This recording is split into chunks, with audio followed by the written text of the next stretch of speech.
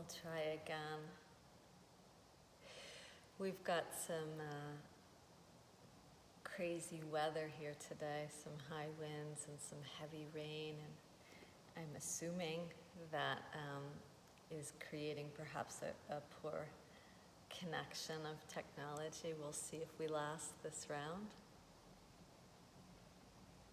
That's kind of funny. I was talking about the live feed and how that sometimes gets broken, right? Just how we get disconnected, just how we stray, and just how the distractions pull us in another direction. And then we come back, we realign, we reconnect. You can always tell when it's a darker day here because I'm more well lit. It's the efficiency of the lights I have, show up better when it's darker outside. So whenever I'm in extra brightness, it's pretty dark out. So yeah, check in with yourself, see how you're doing today. Make sure what you're checking into is not 2 hours ago, yesterday, 6 years ago. You're really checking in to how you feel right now,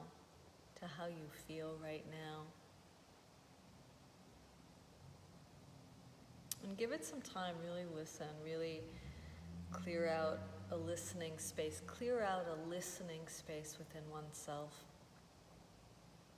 so that you can address what's there, right? Because this is the most important part about the willingness to sit, in this case, alone together, since COVID, right? We are alone together. The willingness to sit with yourself comes from an interest to see what's there, to really embrace your current reality and how you're feeling right now. And that gives us the incentive to show up for ourselves and just sit. Just sit with what's there. You don't have to change anything. If you're achy, if you're angry, that's what you're sitting with. And that's okay. I think it's important that we whisper to ourselves that that's okay. So we're going to take a few moments to tune in.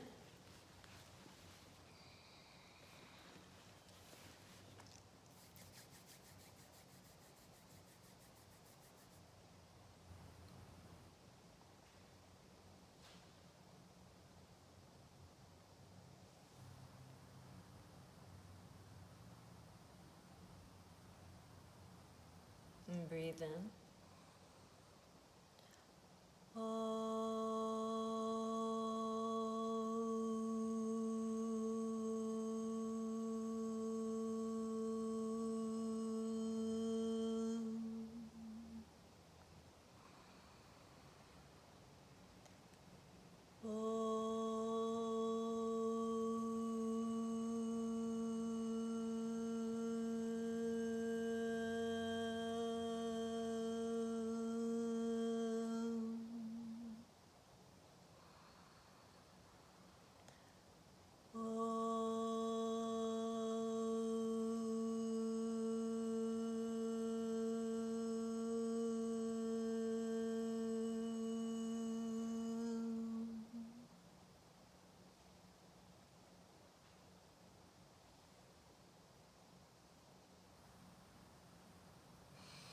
Namaste.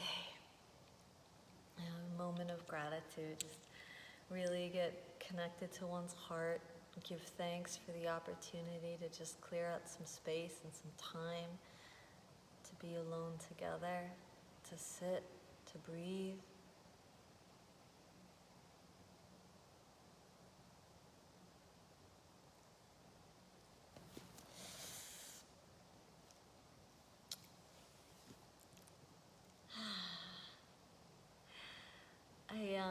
What's coming to mind right now, I try to be as spontaneous as possible with these brief chats before we sit and breathe together. And what's kind of being messaged inward to perhaps speak about briefly is I recently saw the Tom Hanks film about Mr. Rogers. And I was so, impressed with such a beautiful story, and a story that we probably all need to be seeing and connecting to these days as things are so rough and tough, things are so raw and real. It's a really nice story. And my take on it is it was simply a story about a man that knew how to handle his emotions and was gifting that to others, and particularly children. And I came away from the movie thinking, wow, that's a yogi, right? That's like one of the first yogis being broadcasted, and how wonderful that he reached the children, This simple message of learning how to deal with your emotions, or just simply that we even have them, right? And our culture doesn't give us that much assistance with that. I know as I was growing up, I was so full of emotions. I was so sensitive and passionate as a young child, and didn't know quite, what to do with all of that state. And it took me many, many, many years to figure out how to manage. There was a phrase, I wish I could remember it now. What is mentionable is manageable, something like that. What is mentionable is manageable, that you can mention that you're angry or full of resentment or afraid, that you can mention death and grief, means that you can manage it. And what an incredibly beautiful message to pass on. And even though it came by way of this beautiful film, it was a real person offering real guidance and support to young children. When I think about myself, it really hit a chord with myself. I think I'm a recovering knee-jerker. I guess that makes me a knee-jerk. For years, I had knee-jerk responses, knee-jerk reactions.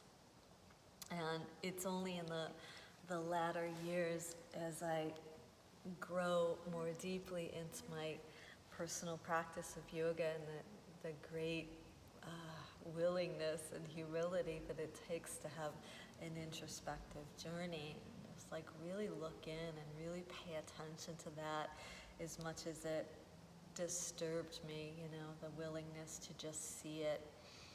And in the latter years, I've really come upon some information that has been really, really helpful to me, that has dissolved, to the most part, the knee-jerk response. And this is, fairly recent. And what it is a sense of spaciousness, which anybody that is in the practice of yoga starts to experience, right? A sense of spaciousness. And a spaciousness in such a way that you can handle the emotions that come through you before you have the knee-jerk reaction and response so quickly. There's more space and more time to almost process the emotions and to respond with a lot more ease and less of a kind of a kick in the gut experience. And I'm so grateful that the practice has brought that to me personally, and truly inspired by this really sweet, kind of innocent film about Mr. Rogers, featuring Tom Hanks. And it was just very human, and he taught us, particularly the children, by way of broadcast, how to allow oneself to be truly human,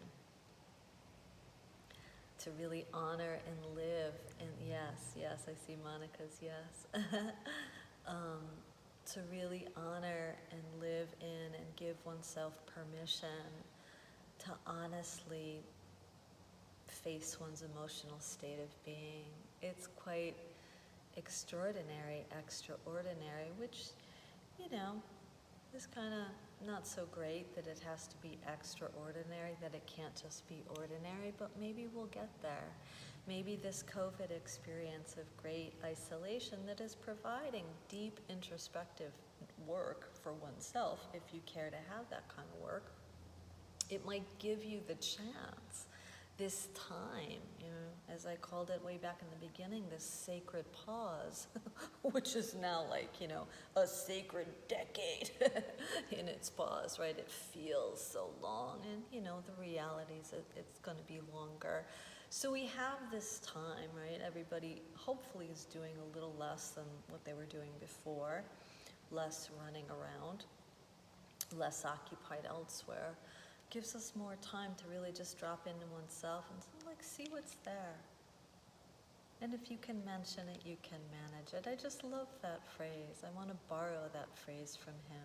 If you can mention it, you can manage it. So the willingness to see it and then just let it come up and come out, just like you sit in and with it. And as you practice that again and again and again and again, I can safely say that for myself, I've benefited from it greatly. No, the knee-jerk reactions are far, far, far less because my buildup isn't as high, right? For me personally, I recognize that the knee-jerk reactions came from a buildup, me holding too much for too many.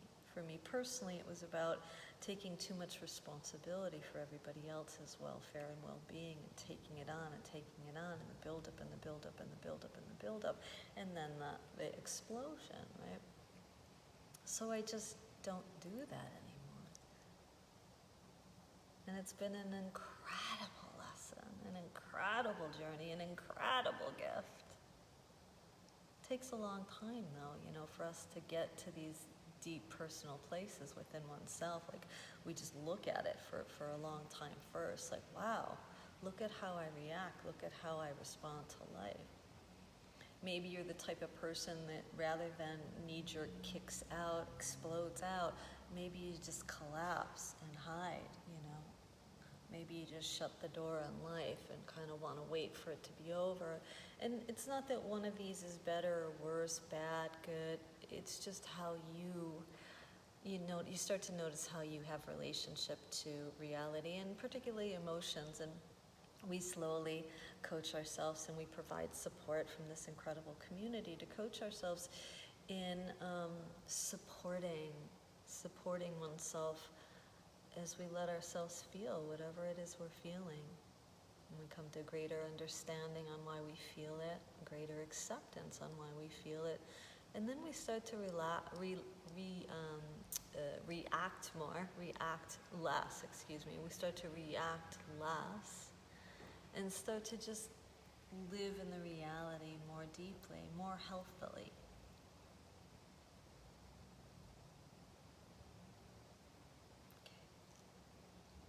You'll find a seat that suits you today. If you're not sure, move around a little bit. I used to call it the Goldilocks experience, Move around to different chairs, right? Move around to different seats. Maybe you lie down, maybe you go to child pose, maybe you lean into a wall, maybe you sit on a chair, maybe you sit on a cushion. There are options on how to help yourself right now. There are options on how to help yourself right now. If it feels like a comfortable thing for you to do, close your eyes.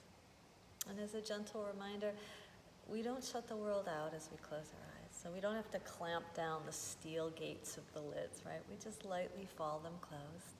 And we just take an opportunity to go inward. We just take an opportunity to go inward.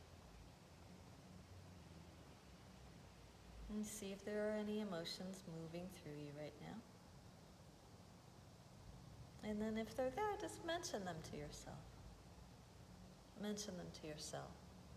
If you're feeling jealous, if you're feeling insecure, afraid, angry, just mention them to yourself. And as you do so, come to recognize that you have the ability to manage your emotional state of being. You have the ability to manage your emotional state of being. And we're supporting you.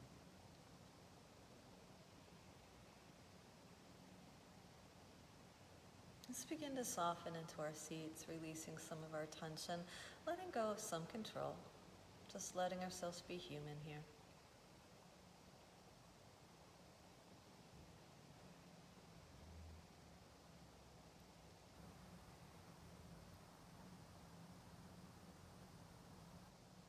Let's drop a little more deeply down into the ground underneath us. Let's raise the hearts up a little higher toward the sky above us.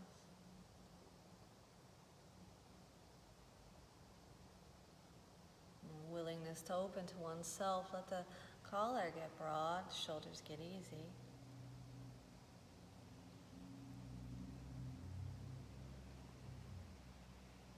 Check in with the face. Soften the muscles that live there.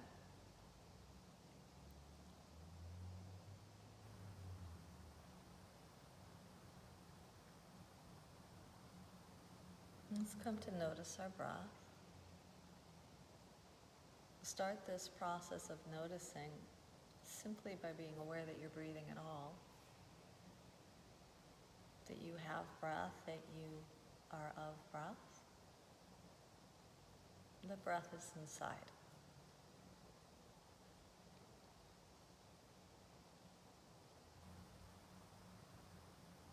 And if you might breathe your way toward a practice of self-awareness without self-judgment, a practice of self-awareness without self-judgment.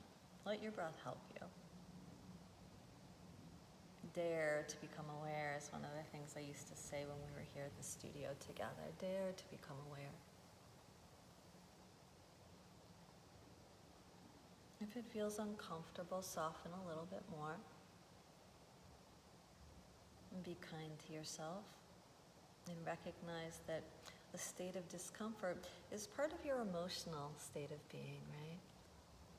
Even though it might feel like it's in the body, right? It really is an emotional state of being to be comfortable or not.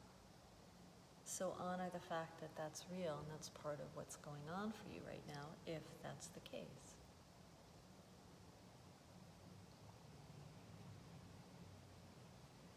Let's begin to slowly grow the breath inside the trunk of the body. And giving it access, watching it climb from the navel to the chest on the inhale. And from the chest to the navel on the exhale. And slowly growing the breath inside the body.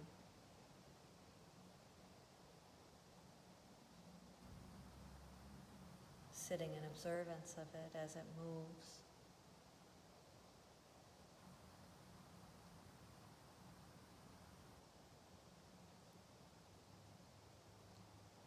And as this breath moves, allow it to whisper to you, to give you permission to just be in whatever emotional state you are in right now.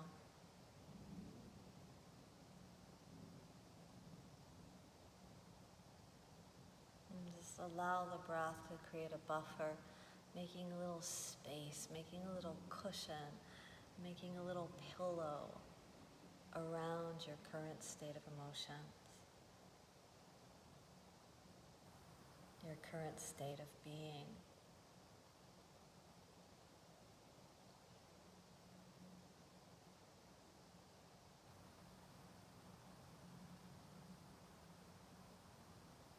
And we'll go a little further if you care to join, practicing pranayama, the expansion of our breath capacity.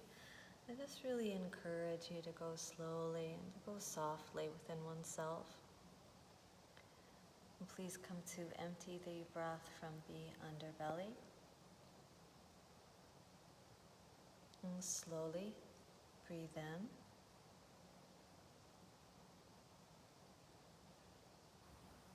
Gently retain in.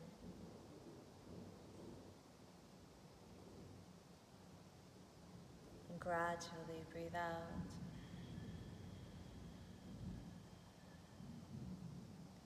Gently retain it. And slowly breathe in.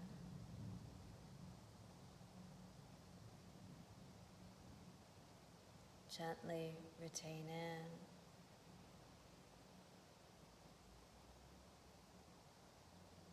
Gradually breathe out.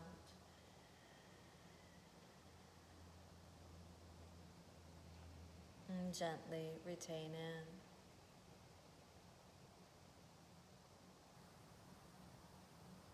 And breathe in. Retain.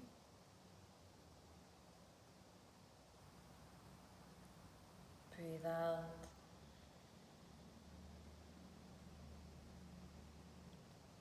Retain.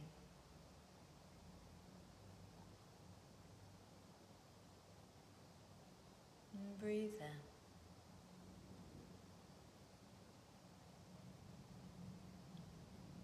Retain.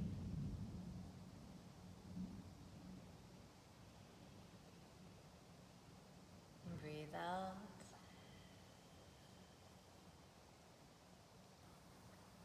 Retain.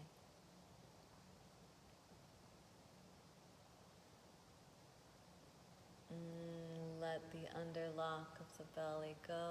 Let the breath flow. Feel free to move the body. Move the head, move the mind. And then for a few more moments, let us sit together. Let us sit together within our current state of emotions, honoring what is there while it's there. When we can mention it, we can manage it.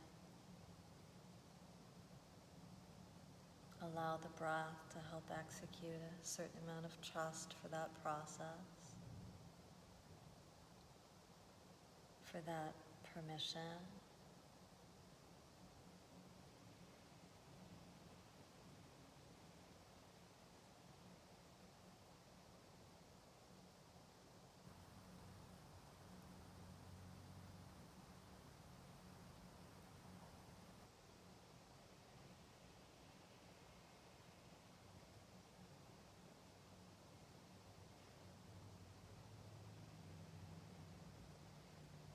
Slowly bring the hands together toward the center of the heart.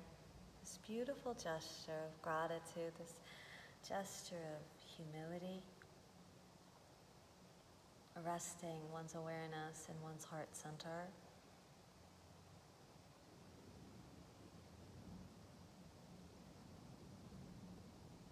And breathe in.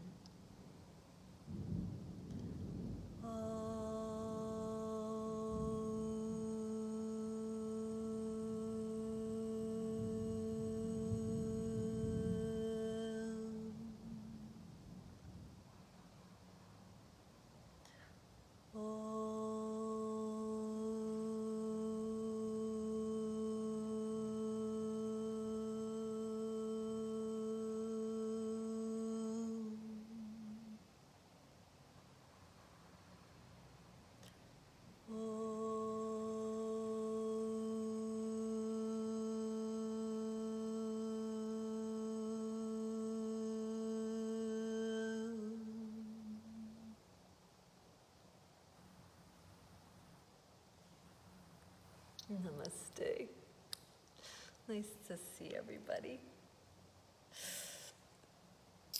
So if we take more time together, or perhaps alone on your own, to just really sit and see what's there, what kind of emotions come through oneself, if we do that more consistently, more regularly, we start to execute the trust that we can handle, that we can manage the emotions that come through. So there's less buildup and less blow up or less implode, depending on how you respond to your stressors, which we all have, right? Especially now, right? So just something to play with. And Anything I share, it's really just from things that I've learned experientially, that I've been through in my own journey over the past, 25 years as a yogi and as an instructor, as a guide. And I'm certainly not here to teach you anything, but just to present some options on how we might get through this current experience. I want to take a moment to give thanks for any contributions that do come my way. I do not cut myself a check during this crisis, and I probably no longer will. I've really shifted the dynamic of my relationship to my, in quote, work, and it is all by offering, it is all of service, and if you have income and you can make contribution, I will gladly accept it to put food on my table and to maintain this space in hopes that someday we might return to it, who knows? If you are experiencing hardship, you are always welcome to be present in any of my sessions, whether they are this type of sit segment and or the physical asana practice. This evening, due to the weather, if it stays bad, I will offer on Zoom rather than be outside in the parking lot. But if it does clear, even if it's at 10 to 6 and it clears, I will be outside. So either way, perhaps we will be together later this evening. Let us seal it. Let us send it, because we can.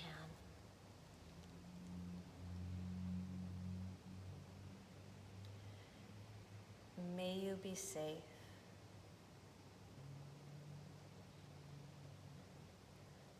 May you be healthy. May you be happy. May you live with an easy heart. Namaste.